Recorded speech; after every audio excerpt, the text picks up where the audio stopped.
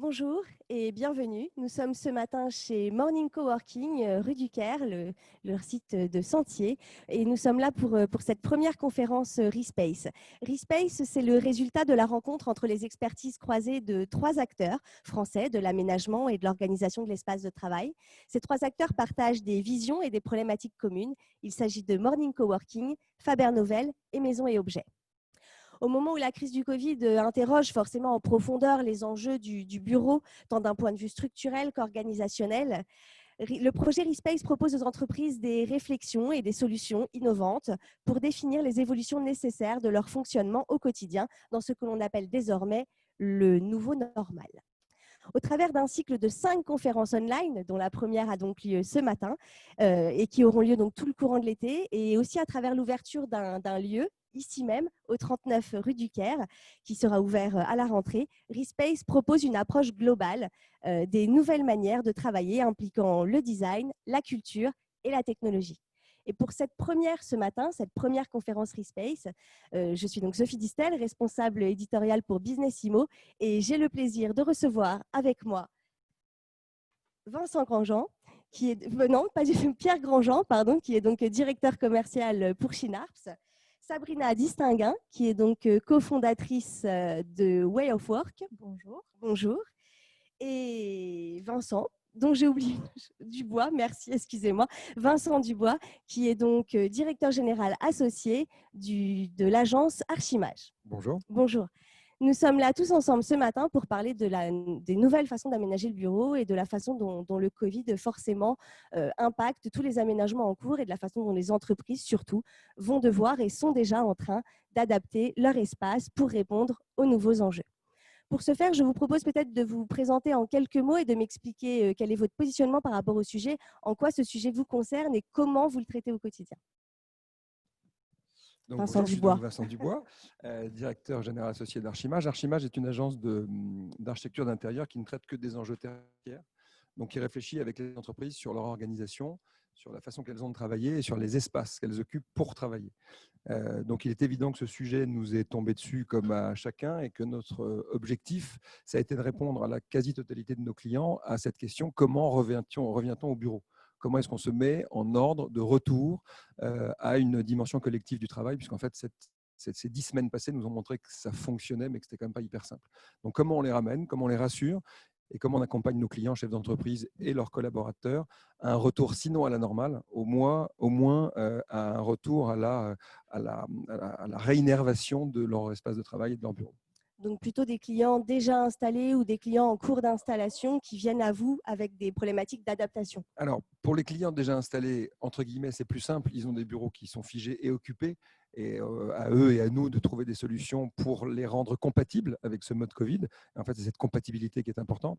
Pour les clients en cours d'installation, je pense notamment au journal Le Monde, c'est évidemment plus compliqué puisqu'ils quittent un site non Covid pour un site Covid ou Covid compatible. Et du coup, là, les transformations sont beaucoup plus profondes. Et ce moment, qui n'est pas un moment de clarté, qui n'est pas un moment où on sait exactement ce qu'on peut ou ce qu'on doit faire, est assez complexe à vivre pour eux. Et on essaie de leur apporter des solutions de bon sens. Très bien. Donc le quotidien d'un cabinet d'architecture en ce moment. Et vous, Sabrina Distinguin, dites-nous comment vous positionnez-vous par rapport à ce sujet, en quoi vous concerne-t-il chez Way of Work? Alors, donc, Way of Work, c'est une très jeune agence qui est née fin 2019 et qui est spécialisée dans l'aménagement de bureaux.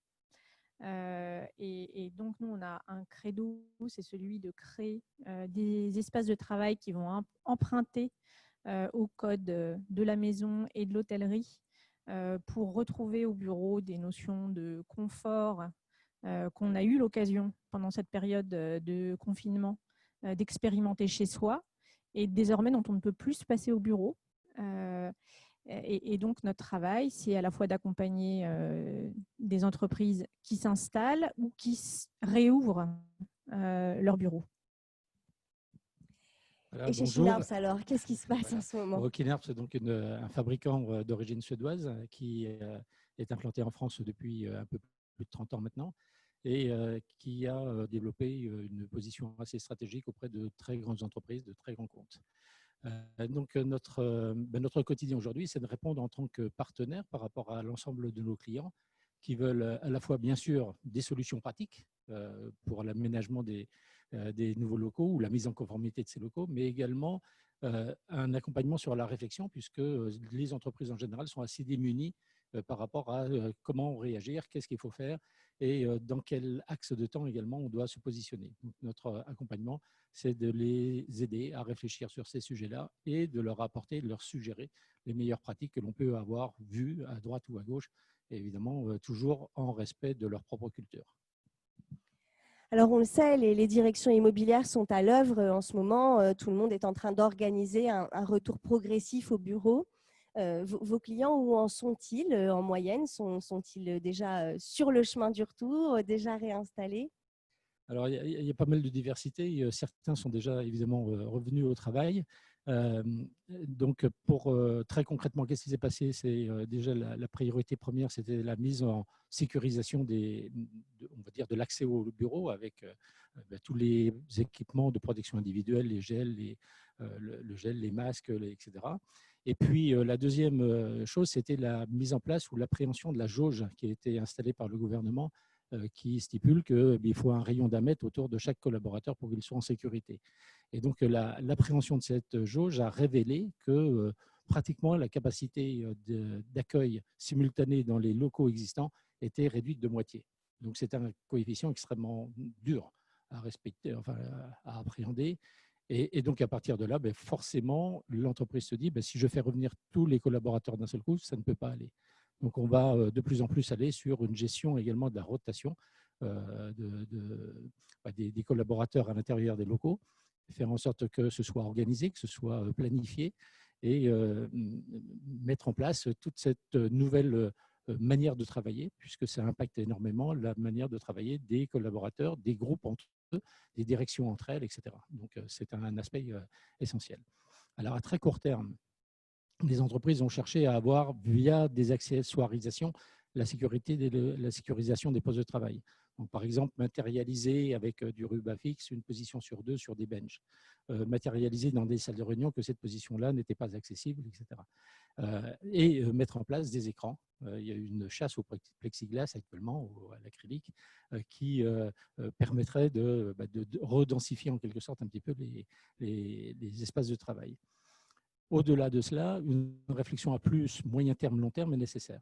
Parce qu'on ne peut pas seulement se contenter de cette accessoirisation au poste de travail ou dans des réunions. Quelles sont les évolutions des aménagements eux-mêmes?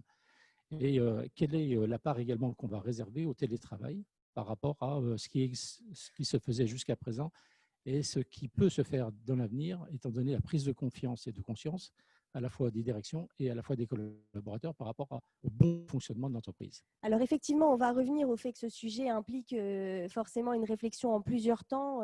L'heure est à l'urgence, à la mise en sécurité, vous le disiez, mais l'immobilier est un temps long, il se doit de réfléchir en prenant de la hauteur et on va voir que très vite et même dès maintenant, il va falloir se poser d'autres questions. Mais pour en revenir à ces éléments de distanciation, j'entendais un collaborateur sur 2 finalement. Est-ce que c'est valable quel que soit son type d'aménagement? On a entendu beaucoup de choses, tout et son contraire d'ailleurs, sur l'open space, le flex office. Est-ce que, quelle que soit sa typologie d'aménagement au départ, on peut estimer qu'on atteindra peu ou prou ce ratio d'un collaborateur sur 2? Alors, on a fait effectivement plusieurs approches, il y a des études de cas que l'on a menées. En faisant une projection, à la fois l'open space évidemment implique une certaine proximité des collaborateurs les uns avec les autres, donc il y a un taux de capacité qui décroît fortement à moins de 40%. Lorsque l'on est plus sur un environnement dynamique, ce qu'on peut appeler le flex office, on s'aperçoit que malgré tout la distanciation peut être presque innée, enfin presque intégrée dès le départ avec ces aspects-là, même si on pourrait penser que s'il y a du flex office, les gens s'installeront partout. C'est pas conforme avec, ou c'est pas compatible avec cette notion de sécurisation. Alors juste pour qu'on soit tous raccords, flex open space, je pense que tout le monde voit depuis un certain temps maintenant, et flex office, donc open space, mais avec des bureaux qui ne sont pas forcément attribués, et où du coup on se dit oui, j'ai un poste de travail où je peux m'installer, mais je bénéficie aussi de tout un menu d'espace, de l'espace collaboratif à la zone cafétéria en passant par le coin silence et la salle créativité pour faire mes différentes tâches. Donc là, ça veut dire qu'on n'a pas forcément multiplié le nombre de postes de travail à proprement parler, mais le nombre de postures de travail, de positions de travail selon les vocabulaires. Et donc ça vous permet de rehausser un peu les ratios, c'est ça? Effectivement, parce que dans les études que l'on peut faire d'environnement dynamique, pour un collaborateur, on arrive très facilement à 2 positions de travail. Donc, grosso modo, si on diminue par 2 la capacité d'accueil dans des environnements traditionnels, grâce à cet aménagement, cette typologie d'aménagement, ayant multiplié par 2 les positions de travail, on peut retrouver une capacité d'accueil qui sera supérieure. Mais elle sera de toute façon pas à 100%.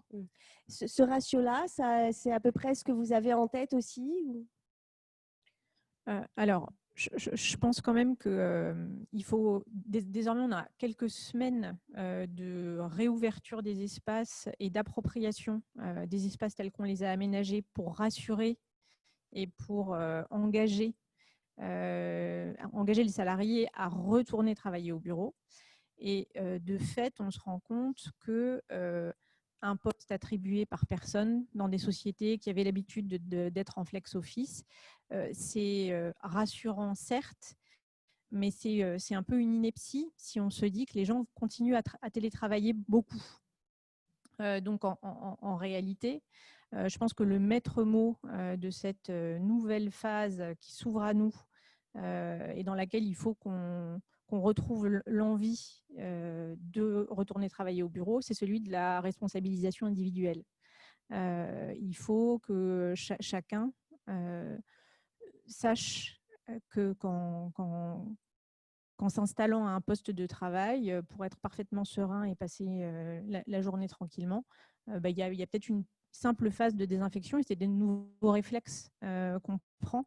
Et ça relève de la responsabilité de chacun, puisqu'aujourd'hui, la difficulté à laquelle on a tous été confrontés, c'était celui de se déconfiner, de sortir des cocons dans lesquels on s'était retranché et de reprendre le chemin du bureau en sachant que désormais, à partir du moment où on sort de chez soi, où on prend les transports, où on n'a plus cette maîtrise qu'on pouvait avoir chez soi. Et je pense que c'est un élément qu'il faut d'autres règles, d'autres organisations, d'autres modalités d'entretien aussi, c'est ce que j'entends. Mais alors, finalement, quoi, je prends mon bureau, je mets un sticker sur un siège sur 2 et c'est terminé. On peut arrêter là cette conférence. C'est facile. Est-ce que c'est si simple? Non, ce n'est pas si simple parce que les organisations, ça n'est pas seulement une position de travail. C'est surtout une mise en collaboration des individus les uns avec les autres et le lien social qui existe au niveau du travail. Quand on regarde justement l'application de la distanciation sociale, là où c'est peut-être le plus impactant pour l'organisation du travail, c'est l'effet que cela a sur les salles de réunion. Parce que c'est là où on a le moins de mètres carrés. En fait, une salle de réunion, dans les ratios traditionnels, c'est souvent 2 mètres carrés. Et forcément, la jauge d'1 mètre en périphérie circulaire par rapport à un individu, ça fait plutôt 4 mètres carrés nécessaires. Donc, ça veut dire que des espaces de réunion sont totalement divisés par 2 immédiatement. Donc, comment est-ce que vous pouvez imaginer que des collaborateurs à long terme puissent trouver satisfaisant de s'installer sur une table où une position sur 2 matérialisée est interdite? Ça n'est pas possible, ce n'est pas une ambiance propice, on va dire, à des réunions détendues, des réunions de créativité, des réunions d'innovation, etc., ou de collaboration. Donc, il faudra imaginer un aménagement différent également de ces espaces de réunion. Donc, on ira peut-être un peu moins sur des grandes tables de réunion, des tables conférences, mais plutôt sur des tables individuelles qui pourront, selon notre pensée, notre conception, c'est plutôt des tables individuelles qui peuvent se reconfigurer en fonction de l'usage que l'on va faire de la salle de réunion. Si on se met tous ensemble, on peut être en périphérie et un peu plus nombreux que le ratio tout à l'heure édicté d'1 sur 2. Et puis après, si on veut regarder une visioconférence, on repositionne les tables et on se met en ligne par rapport à la visioconférence, par exemple, ou webinaire, etc. Donc, c'est un petit peu ce qui se passe dans le monde d'éducation. C'est les nouvelles classes adaptatives classroom, c'est un petit peu ça. Donc, nous, on prône sur également un changement de modèle des salles de réunion. Les espaces collaboratifs qui vont forcément être un point clé dans les aménagements, j'imagine. Alors, oui, avant de revenir sur les espaces collaboratifs, Pierre le disait, enfin, ça a été dit, il y a des solutions mobilier à court terme, il y a des solutions de bon sens à court terme. L'enjeu, il est presque au-delà de ça, c'est-à-dire qu'aujourd'hui, on passe d'une situation où on était très protégé parce que tout était interdit, on était chez nous et on travaillait. Encore une fois, ça a marché, c'était compliqué, mais ça a marché, à une situation qu'on espère revoir revenir à la normale. Entre les deux, il y a une zone de transition qui est la pire zone qui soit. C'est-à-dire que la règle de l'entreprise, la règle du fonctionnement de l'entreprise, elle n'est pas arithmétique. Ce n'est pas un salarié ou un collaborateur sur deux qui font tourner la machine. L'enjeu absolu, c'est de savoir d'abord comment on rapatrie des gens dans un espace de travail, puisque l'espace de travail, c'est là qu'on vient sur le collaboratif, c'est un espace d'œuvre collective. La plupart des entreprises fonctionnent sur un modèle collectif, ou alors on est profession indépendante, individuelle, et on travaille seul chez soi, ce qui n'est pas le cas de nos clients très souvent. Donc ça veut dire que dans cette période de transition qui est compliquée, l'interdit demeure, c'est-à-dire que l'espace collaboratif, qui est celui qui doit se voir associer des gens pour travailler sur une même idée, il est contrarié. Il est contrarié parce que le collectif est limité. Il est contrarié parce que la fréquence de présence des gens dans les bureaux, elle est en effet diminuée de 50%. Donc ce travail d'œuvre collectif, il ne fonctionne pas aujourd'hui. Donc il faut qu'on sorte de cette période de transition. Je rappelle juste une chose importante. C'est que la circulaire du 9 mai sur laquelle on base le calcul d'occupation des bureaux, c'est une circulaire qui est indicative. Elle n'est pas obligatoire, ce n'est pas une loi et ce n'est pas une règle. Donc dès aujourd'hui, certains chefs d'entreprise ou certaines entreprises font le choix de rapatrier leurs collaborateurs, et c'est vrai qu'il y a une notion de risque avec laquelle il faut jouer. Cette crise-là, ce n'est pas uniquement sur les espaces collaboratifs qu'on va la voir se jouer, c'est sur l'usage précis des bureaux, même à très court terme. À quoi sert un bureau? Et a priori, la question est importante parce que le mot collaboratif est probablement celui qui colle le plus à une logique tertiaire. C'est-à-dire pour se concentrer, oui, on peut rester chez soi. Pour envoyer des mails, on peut le faire de chez soi, on peut le faire d'un tiers-lieu. Pour téléphoner, on peut le faire de sa voiture. En revanche, pour travailler ensemble, que Zoom fonctionne bien, on en voit quand même les limites.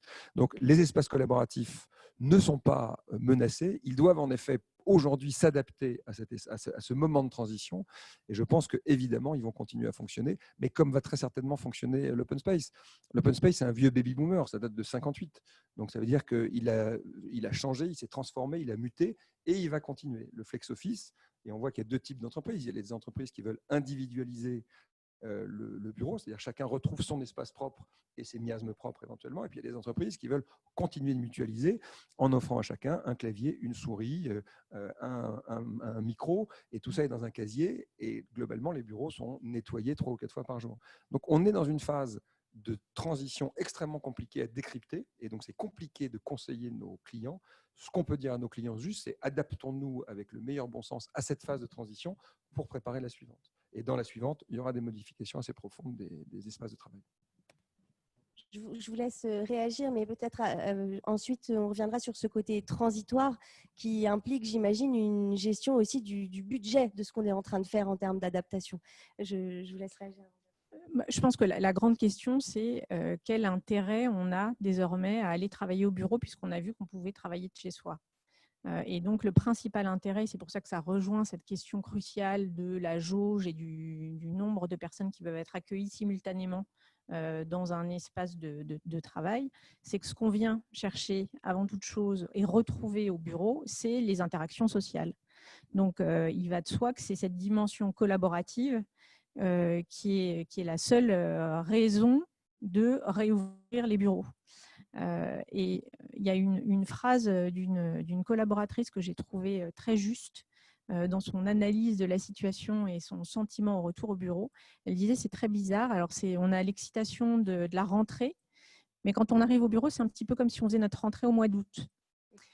Et donc, moi, je pense qu'on est dans cette période justement de retour et dans cette phase de transition où il faut faire le maximum précisément pour qu'on n'ait pas ce sentiment de rentrer au mois d'août et pour qu'on puisse reprendre un régime sans doute pas à plein, mais en tout cas à retrouver une organisation qui permette de retrouver ses collègues, partager, échanger, des nouvelles façons de se réunir, peut-être de nouveaux espaces espace pour se réunir. Peut-être que transitoirement, en tout cas, la salle de réunion fermée et effectivement avec un aménagement non modulaire et pas adapté à ce qu'on vit aujourd'hui. On a peut-être besoin de créer désormais des espaces de réunion informels dans un espace plus ouvert et moins confiné que une salle de réunion, qui permettent à la fois d'avoir les échanges et la qualité d'échanges qu'on souhaite retrouver au bureau, en s'affranchissant quelque part de cette jauge et des impératifs de respecter les 4 mètres carrés par personne et par espace. On voit qu'effectivement, ces quelques longues semaines de télétravail complet à marche forcée, mais qui pour autant ont fonctionné, réinterrogent le bureau et réinterrogent la façon dont on doit trouver une raison d'être à ce bureau. C'est sans doute ça qui va driver, et ces réflexions-là qui vont driver les futurs schémas directeurs immobiliers et leurs aménagements. Mais du coup, j'entends bien aussi que vous insistez sur cette phase transitoire, qui reste donc transitoire et qui nécessite une réflexion sur le long terme. Du coup, j'imagine qu'il faut quand même faire attention aux moyens que je déploie aujourd'hui pour réadapter mes bureaux. On mise sur quoi ? Sur du flexible, sur du réutilisable, ou alors j'achète tout le stock de plexi du monde et je repasse au tout plastique partout. Qu'est-ce qu'on fait ? Je crois que oui, par rapport à cela, il y a toujours un petit peu un domaine un peu irrationnel qui peut être mis en œuvre. On l'a vu à titre personnel dans le grand public sur les masques. Il fallait absolument des masques. Ensuite, il fallait absolument des tests, etc. Donc, aujourd'hui, il y a une chasse un petit peu à ces écrans en plexi par les organisations. Je pense que c'est nécessaire, c'est rendu nécessaire par rapport au dialogue social à l'intérieur de l'entreprise pour dire oui, la responsabilité du chef d'entreprise est bien exercée et on va bien mettre en sécurisation les postes de travail. Et donc, on va adopter ces éléments-là, mais c'est vraiment du court terme. Alors, l'entreprise, son objectif, c'est quand même d'être à long terme dans la profitabilité, dans la rentabilité, dans la performance, etc., et l'innovation. Donc, une entreprise ne doit pas seulement réagir par rapport à un phénomène conjoncturel, même si elle le prend en compte, elle doit forcément positionner, on va dire, ces sujets à plus long terme et avec une vision plus stratégique de son organisation et de sa mission. Il y a un point qui est très important, c'est finalement quid de cet élan vis-à-vis du télétravail qui a été donné pendant cette période d'adaptation rapide et comment est-ce que ce télétravail va perdurer et va s'ancrer davantage dans l'organisation du travail futur. Il y a beaucoup aujourd'hui d'entreprises importantes qui sont en négociation avancée entre partenaires sociaux et directions d'entreprise pour justement ancrer ce télétravail dans les habitudes.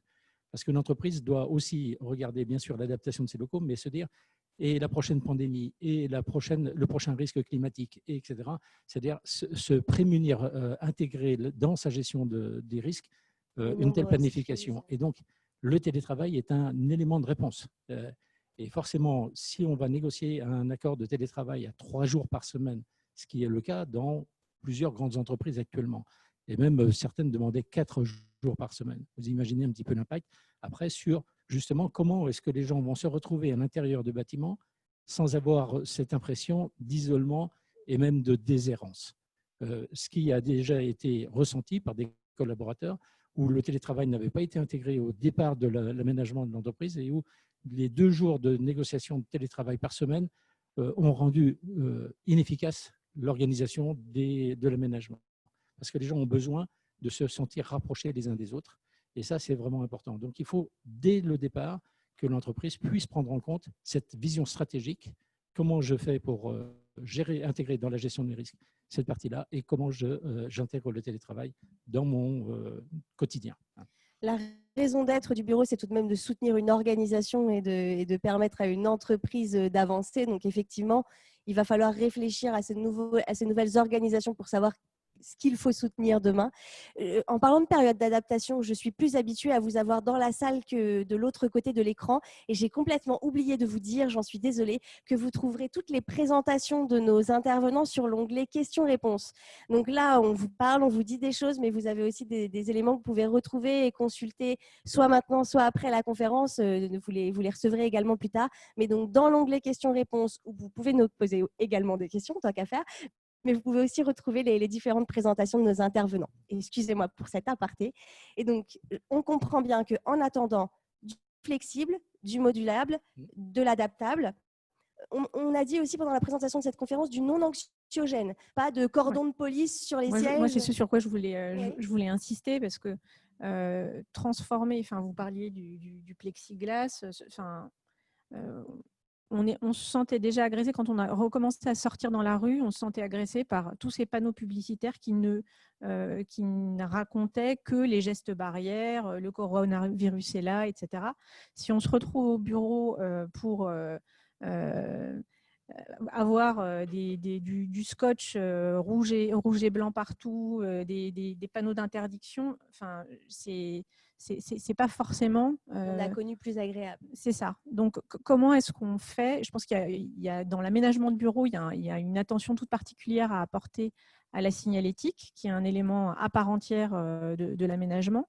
Et il faut soigner aussi, à mon sens, cette signalétique sécuritaire ou sanitaire pour qu'elle s'intègre, pour qu'elle reprenne les codes de l'entreprise et pour qu'on ne se sente pas agressé dans chaque pièce quand on voit l'affiche qui indique le nombre maximum de personnes, l'affiche qui indique qu'on doit porter un masque, l'affiche qui indique qu'on doit se laver les mains et désinfecter tout le matériel commun qu'on a pu manipuler.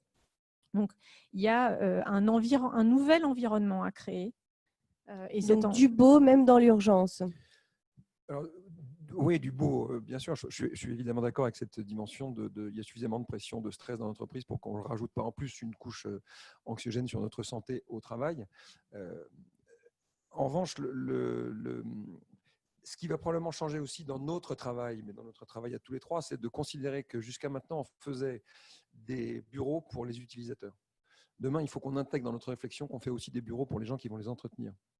On faisait des bureaux avec une forme de liberté de création architecturale, décorative, qui va certainement qu'on va reconsidérer, notamment, alors sans rentrer dans le détail, on sait que les nids à poussière, les joints creux, certaines matières un peu poreuses vont être provisoirement ou probablement un peu écartées des choix des créatifs, parce qu'on sait qu'elles sont plus compliquées à aseptiser ou à stériliser. Donc, du coup, on va évidemment revenir à court terme, notamment par la crainte d'un retour possible, sinon probable, je préfère dire possible, de cette pandémie, annoncée ou pas annoncée. Là encore, tous les messages sont assez contradictoires, ou en tout cas pas unanimes, pour l'automne ou l'hiver prochain, peu importe. Donc, c'est vrai qu'en termes de conception, il y a une réflexion sur les mobiliers, sur les matériaux et sur la façon de concevoir les espaces qui est lancée.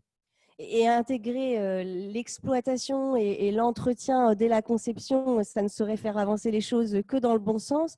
On peut même espérer que cette crise aurait pour effet positif, par exemple, un développement du travail de jour pour les agents d'entretien, ce qui serait pas mal aussi pour le secteur du facility management et pour les effets perçus du côté utilisateur. Vous parliez aussi des matières et matériaux en termes d'entretien, mais aussi en termes de santé. Il y a concrètement le plexiglas seule issue, ou il y a peut-être quand même 2-3 autres trucs à regarder? Alors, il y a le plexiglas parce que c'est quelque chose qui permet très rapidement de rehausser les cloisons qui permettent la séparation entre collaborateurs.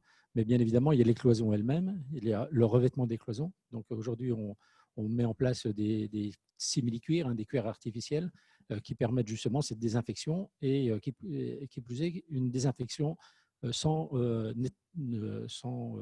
lavage ou complément avec de l'eau derrière, c'est-à-dire sans lessivage complémentaire.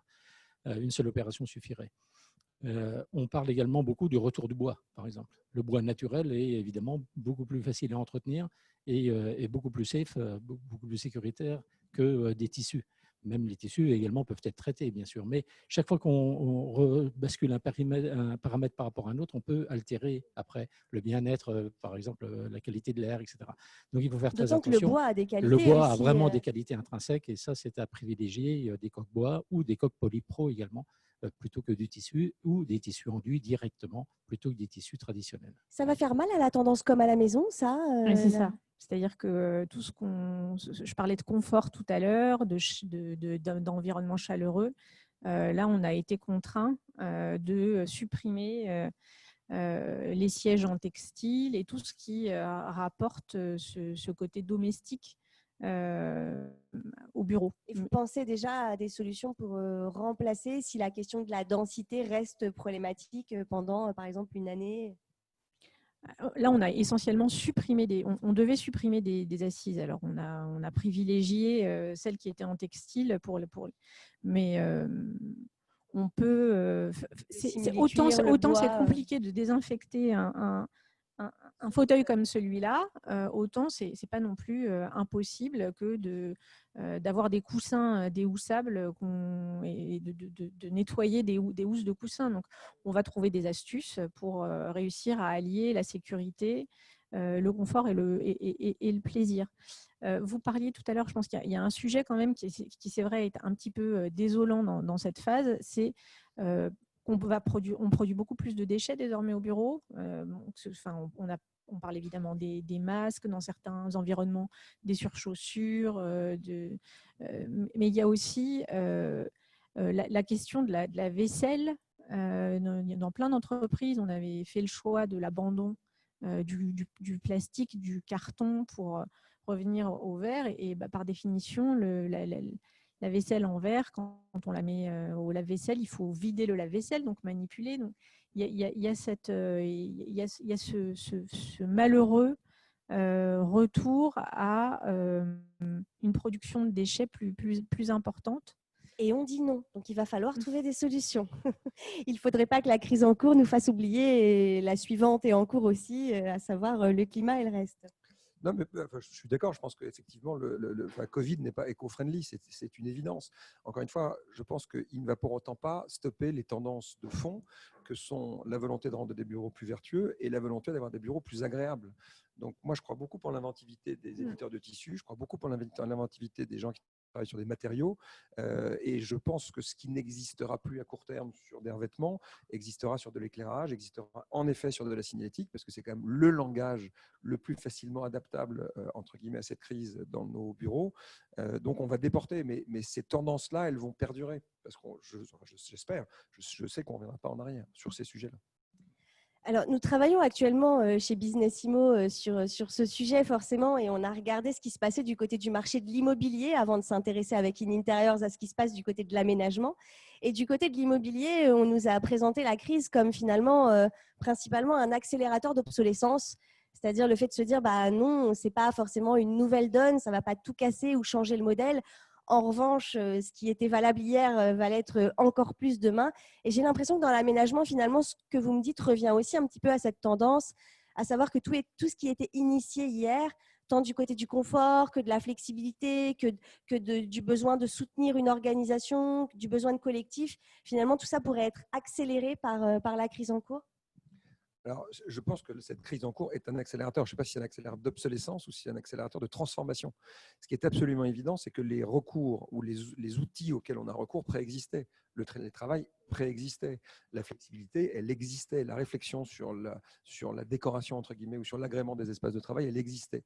Donc, tout ça était déjà activé. Aujourd'hui, effectivement, il faut qu'on aille encore plus vite et probablement encore plus loin. Il ne faut pas non plus oublier ce qui se passait avant cette crise. C'est-à-dire que déjà, il y avait des observatoires qui disaient qu'avant cette crise, que le télétravail n'est pas la solution à tout. Le télétravail est aussi anxiogène. Il y a aussi un sentiment d'abandon. Quand on entend 4 jours de télétravail par jour, on ne peut se dire, j'espère, qu'à pratiquer de façon extrêmement provisoire. Sinon, on est quand même dans une dislocation du lien humain qui fait la force des entreprises. Il y en a qui sont allés encore plus loin. Hein. C'est justement, c'était aussi l'objet de cet article. Il y en a comme PSA, qui était le plus surprenant, mais aussi comme d'autres un peu plus proches de la PropTech, qui nous ont carrément dit OK, les bureaux, on arrête. Bon, là, effectivement, ça pose quand même la question du sens du bureau et de son utilité. A priori, il en a quelques-unes et on a fait les preuves. Donc, demain, l'utilité du bureau, encore plus… Ce que nous apprend aussi le télétravail, alors, certains collaborateurs le disaient, je veux une citation, j'ai entendu que l'enfer, c'était les autres. Je pense qu'en entendant les gens revenir au bureau, l'enfer, c'est l'absence de l'autre. C'est que le bureau n'a de fonction qu'en associant les gens. Si les gens ne sont plus associés dans un même espace, ils ne luttent plus pour la même cause, ils ne défendent plus les mêmes valeurs d'une entreprise. Et je pense que là, pour le coup, il y a un vrai danger. Donc oui, à court terme, c'est évidemment une variable d'ajustement.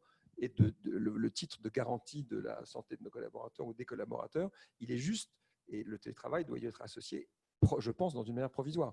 Le retour en arrière est compliqué, donc je pense que le recours massif à cet outil, qui est un des outils de la boîte, doit, à mon avis, être fait avec mesure et analyse fine. vous voyez réagir. Oui, moi je voudrais peut-être dire qu'il y a un vrai sujet effectivement autour de l'ensemble de la technologie. C'est-à-dire que les gens ont été basculés dans le télétravail de manière un peu brutale, parce qu'il n'y avait pas le choix. D'ailleurs, on parlait aujourd'hui d'un retour comme au mois d'août, un petit peu à l'intérieur des locaux, mais il faut juste se rappeler le lundi 16 mars, dans quelle attitude nous étions, dans quel état d'esprit nous étions quand nous nous sommes dit au revoir. Et on ne savait pas vraiment ce qui allait se passer parce que c'était le confinement général et on n'allait plus pouvoir se rencontrer. Donc, il y a un aspect technologique où les gens ont été obligés de maîtriser quelques outils associés au télétravail comme Zoom ou Teams, etc. Les liens à distance et la gestion électronique des documents, etc. Donc, même certaines entreprises n'avaient pas de PC portable, n'avaient pas de smartphone par collaborateur. Donc, il a fallu réagir dans l'urgence sur tous ces domaines également. Demain, il va falloir être un petit peu plus dans un mode d'accompagnement et de gestion. C'est-à-dire, plus que jamais, il faut faire en sorte qu'on comprenne bien quelles sont les attentes de l'entreprise, mais également quelles sont les attentes des collaborateurs par rapport à un nouvel exercice de leur mission et de leur fonction. Comment est-ce qu'ils peuvent justement profiter ou tirer parti et opportunité pour toutes les parties prenantes de cet accélérateur de changement. C'est évident. Donc, il faut continuer à travailler avec les collaborateurs, animer des ateliers, lancer des enquêtes. Nous, on a, vous pourrez le voir sur les documents associés à cette présentation, on a une enquête en ligne qui permet très rapidement, en 15 minutes, de prendre la température de l'ensemble d'une organisation et de savoir comment réagir par rapport à ce qui vient de se passer et en tirer les bonnes leçons et permettre l'accompagnement vers le futur, le demain. D'accord, une enquête en ligne du coup à laquelle on peut répondre actuellement. C'est par entreprise, bien sûr. Ça n'a de valeur que de l'entreprise. Oui, bien sûr, pour et évidemment, c'est la personnalisation de l'entreprise qui compte. Voilà. Très bien. C'est une prestation. Et donc, ce qui signifie que le travail de l'aménageur, enfin du côté client de la direction immobilière, environnement de travail et de l'aménageur de demain, ça va être de faire en sorte de continuer à créer de la collaboration, du lien, de l'échange. Parce qu'on a bien vu finalement que c'était ça qui manquait pendant le télétravail, c'est la créativité, la capacité à dépasser les problèmes et puis tout l'informel où on arrive à avoir des informations sans avoir à faire d'efforts. Ça va être ça votre travail d'aménageur finalement, créer du lien? Le favoriser en tout cas.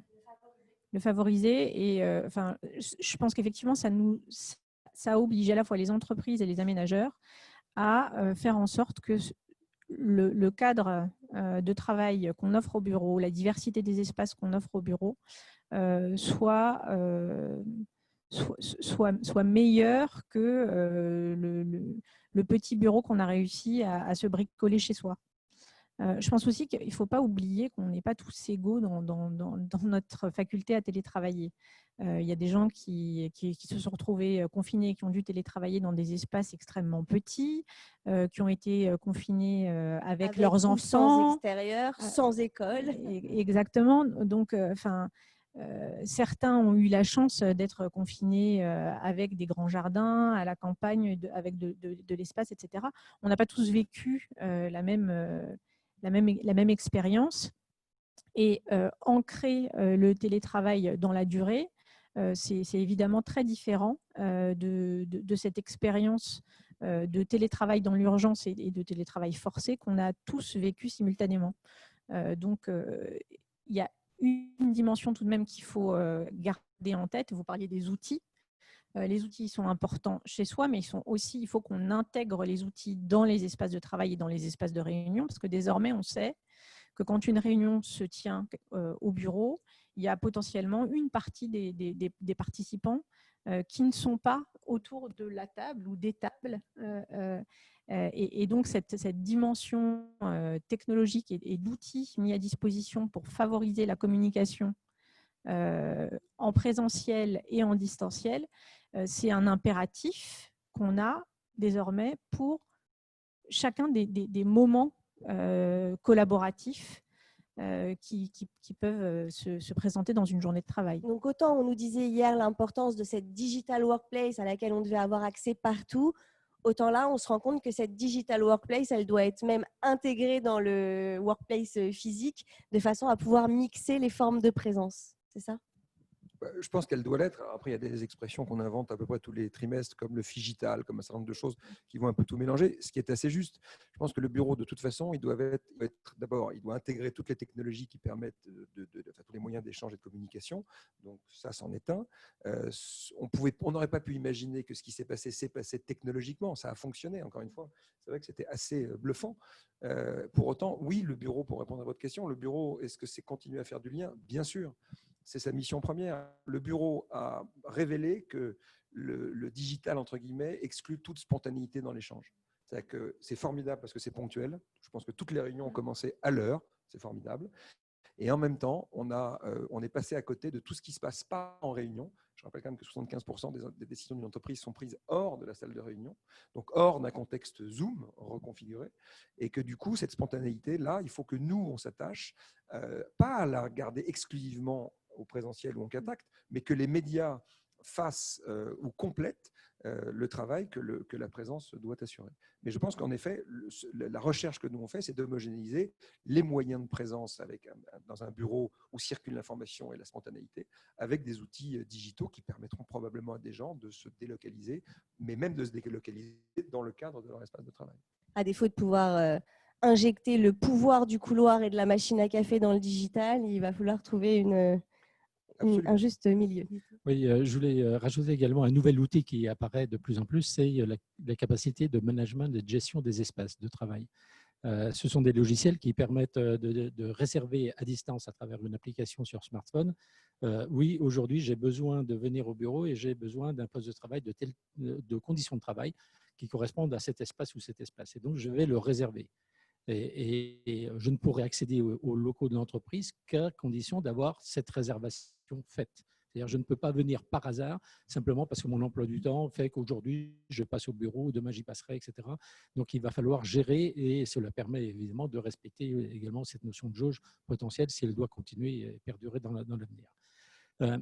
De la même manière, dans des espaces, on va dire, beaucoup plus informels et beaucoup plus d'environnement dynamique, on veut faire en sorte que 4 personnes, 5 personnes, 10 personnes peut-être puissent travailler sur un même projet simultanément. Eh bien, ces outils vont permettre effectivement de réserver des positions de travail qui sont dans un même périmètre géographique, même si elles sont en flex office, pour pouvoir permettre cette mise en situation collaborative.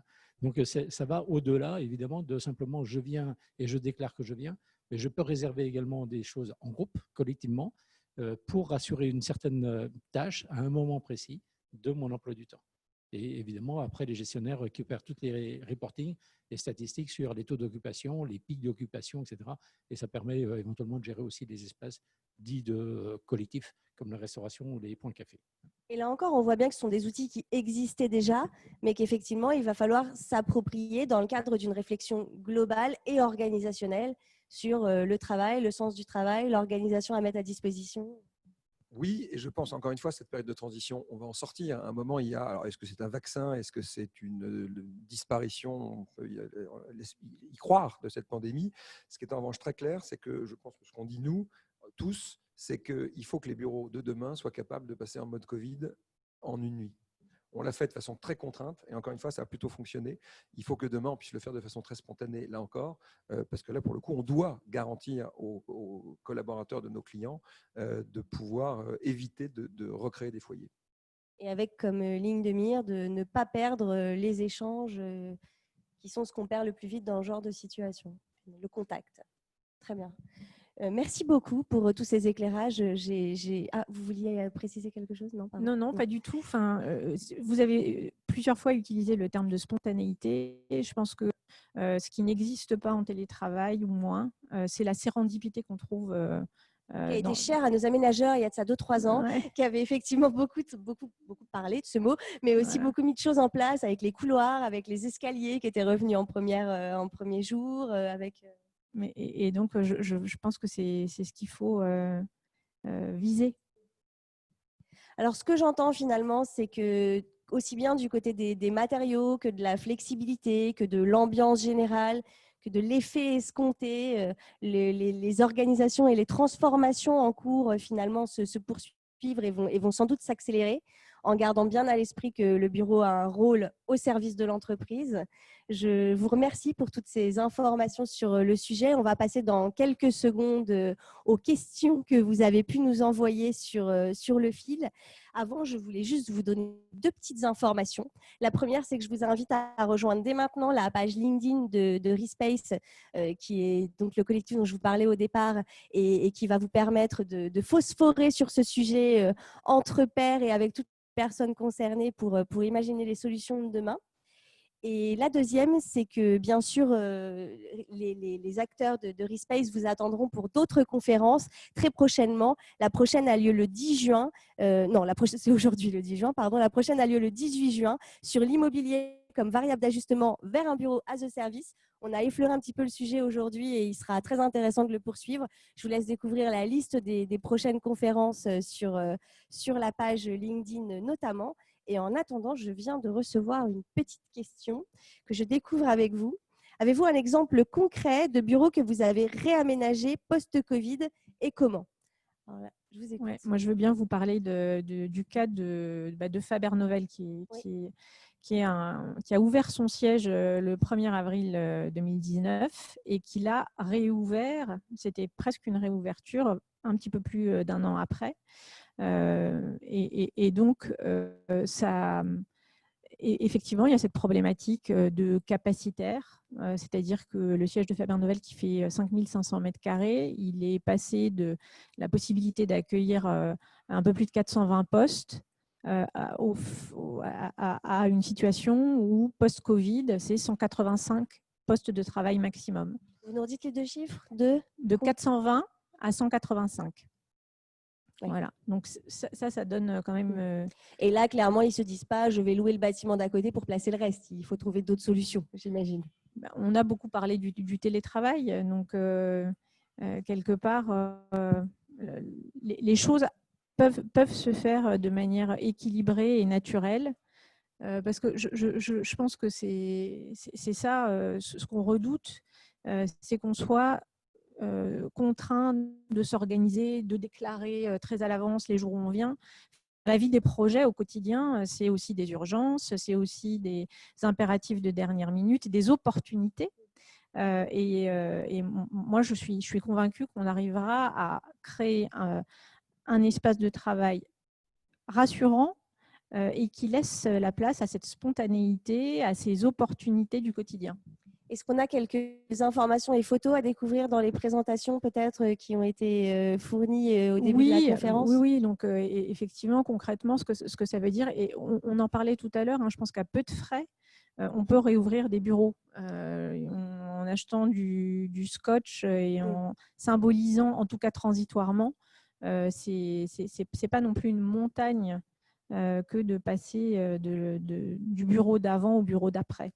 Dans vos présentations aussi, je crois qu'on retrouve un plan avec les postes condamnés, pas condamnés et quelques éléments visuels. Oui, tout à fait. Alors ça, effectivement, c'est le court terme, mais c'est le côté impérieux de la reprise économique qu'il faut assurer par rapport aux entreprises. Mais ce n'est que effectivement la gestion, on va dire, de l'impact du Covid et de la prise en compte de la distanciation à plus long terme. Et là, on a quelques démarches en cours avec des clients, mais on n'a pas encore réalisé, on va dire, un aménagement révisé par rapport à la prise en compte dès le départ de cette situation-là. Ce qu'on disait tout à l'heure, l'adaptation. On a, nous, l'occasion de travailler évidemment sur des plans dits de commercialisation pour occuper les espaces. Et en fait, on s'aperçoit que sur le plan, il y a un travail assez rapide qui est fait, comme dans les transports en commun, sur le fait qu'on supprime un certain nombre de postes, sur le fait qu'on limite l'accès aux salles de réunion, sur le fait qu'on ferme les cafétérias, les espaces de convivialité, puisque la convivialité est compliquée à entretenir. Mais sur des sujets un peu lourds, là, on vient d'ouvrir le siège social du groupe Le Monde à Austerlitz. C'est 1400 personnes qui doivent s'installer cette semaine. Il n'y a pas de moyens à agiter. Il y a ceux dont on vient de parler. Et en fait, le seul moyen, si on veut garantir, entre guillemets, la sécurité de ces salariés en ce moment, c'est de les maintenir, comme le gouvernement le suggère, chez eux. Donc, le monde tourne. Le journal paraît, mais les bureaux tournent au ralenti. Donc, le monde est le monde. Le monde reste le monde. Il y a une deuxième question qu'effectivement on n'a pas abordée. Il y a quelque chose qu'on a vu fleurir dans les tendances, puisqu'on a dit que tout était accéléré. Il y a un truc qu'on a vu fleurir dans tous les espaces ces derniers temps, c'est quand même des box. De la bulle téléphonique à la box pour 4, celle qui a l'écran, celle qui l'a pas, etc. C'est la fin ? Alors la box, c'est pas chaos, sans mauvais jeu de mots, mais il est évident encore une fois, à court terme, pendant cette période où on ne va pas désinfecter un espace qui a été occupé par quelqu'un pendant 2 minutes, et ben sur les box, il y a, en termes de signalétique, ou un sens interdit, ou une bande, ou quelque chose. Mais je crois que c'est encore une fois à court terme, et les box n'ont pas de chance, puisqu'il faut qu'elles soient très acoustiques, donc avec des matières très absorbantes, et dans l'absorption, il y a aussi l'absorption des microbes. Donc là, pour le coup, pour elles, à court terme, la vie est compliquée. Une logique de renouvellement d'air aussi. Il y a quelques solutions qui commencent à émerger par les fabricants de box eux-mêmes. C'est la mise en place de dispositifs soit à base d'ultrasons, soit à base d'ultraviolet qui suppriment les virus, effectivement. Donc, ça permet à la fois l'usage et, moyennant une latence, un temps de latence entre 2 utilisateurs, la capacité de désinfecter la box. Donc, là aussi, il y a des solutions qui arrivent au fur et à mesure des explorations et de la direction des entreprises. Et là encore, on voit que ça rejoint finalement les tendances à l'œuvre autour de la montée en puissance de la problématique de la santé, avec des questions qui vont aussi s'imposer sur le devant de la scène à un moment ou à un autre, comme la qualité de l'air intérieur. C'était ça, on parle de box, mais en réalité, la question elle est plus vaste que celle des box. Elle concerne les espaces confinés. Il y a des bureaux aujourd'hui qui, malheureusement, n'ont pas de fenêtres qui peuvent s'ouvrir. Qui ne bénéficient pas de systèmes de climatisation parfaitement secure. Et donc, je pense qu'il y a quand même des espaces qui sont très handicapés par la situation à laquelle on est confronté aujourd'hui. Et donc, il y a de l'espoir, parce que ça veut dire que désormais, quand on va concevoir des nouveaux immeubles de bureaux, on va privilégier des systèmes de rafraîchissement qui ne sont pas à air pulsé. Donc, je suis assez optimiste et convaincue que ce qu'il en ressortira, c'est d'une manière générale des bureaux et des espaces de travail qui proposeront une qualité meilleure que celle qu'on a connue jusqu'à présent. Alors, sachant que c'est vrai, et qu'encore une fois, ça préexistait, puisque déjà les CSCT étaient très attentifs aux allergènes, aux tissus utilisés, aux solvants, que de plus en plus de normes environnementales s'invitent dans les réflexions immobilières, avec maintenant aujourd'hui la volonté quelquefois d'atteindre des seuils qui sont des seuils de préservation ou de santé qui vont presque à l'encontre du bien-être au travail, puisqu'en fait, sur les couleurs, sur les matières, on finit par réaseptiser complètement l'espace de travail. Donc ça existait, c'est à nouveau très à la mode, et puis je pense qu'on va l'intégrer. Moi, je crois beaucoup, encore une fois, à l'inventivité des fabricants. Oui, on voit que les choses peuvent aller vite, voire très vite. On n'est jamais aussi créatif que dans la contrainte. Donc, Et on voit que toutes les entreprises l'ont été, avec donc, on l'a dit, pour l'instant, déjà des solutions d'adaptation déjà avec le maintien du télétravail, vous insistiez, mais c'est important, un retour au bureau progressif et des solutions flexibles, si possible, pas trop chères, adaptables dans le temps, pas anxiogènes et permettant de jouer sur les tendances à l'œuvre depuis longtemps. Et puis, très vite, là, maintenant, tout de suite, une réflexion sur ce qu'on est, la façon dont on s'organise et la façon dont le bureau doit servir notre cause au quotidien, avec des aménagements à repenser sur le plus long terme, plus en santé, toujours plus confortable, plus efficace et permettant le phygital, présence physique et digitale. Très bien. Bah, écoutez, merci beaucoup. Attendez, une dernière petite question peut-être.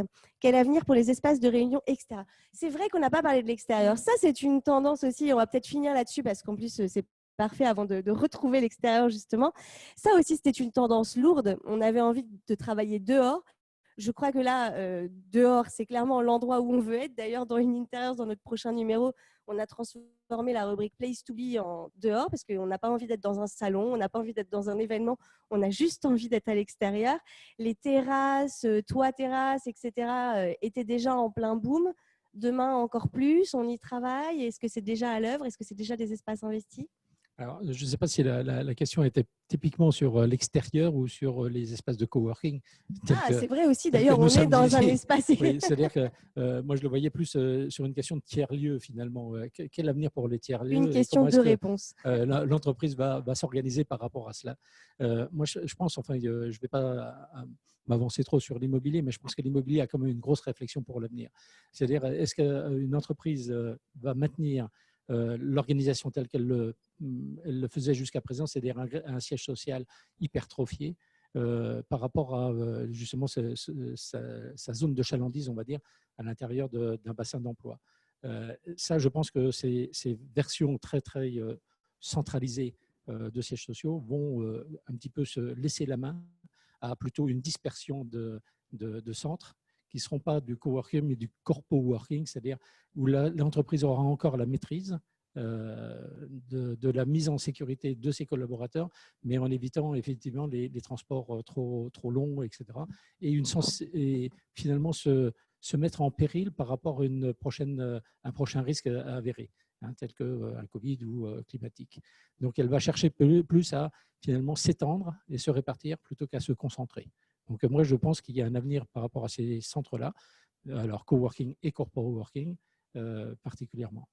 Et là encore, ce qu'on entend, c'est qu'il n'y aura pas une solution, mais des solutions, puisqu'il y a des entreprises avec des besoins différents. Est-ce que siège hyper central où on ne met que la moitié de sa population et tout le monde en télétravail? Est-ce qu'un petit siège met des sites satellites? Est-ce que de l'organisation chez soi et pas de bureau? Il va falloir réfléchir encore une fois à son organisation pour trouver sa solution. Très bien. Eh bien, merci beaucoup. Nous allons nous quitter pour ce matin. Je vous invite une fois de plus à rejoindre la page LinkedIn de Respace. LinkedIn, où vous retrouverez d'ailleurs l'ensemble de nos intervenants.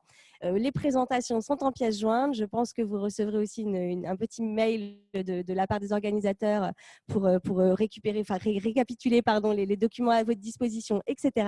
Merci beaucoup d'avoir assisté à ce webinaire, même si on ne vous voit pas, à cette e-conférence. Merci et très bonne journée. Merci à tous. Merci également. Merci.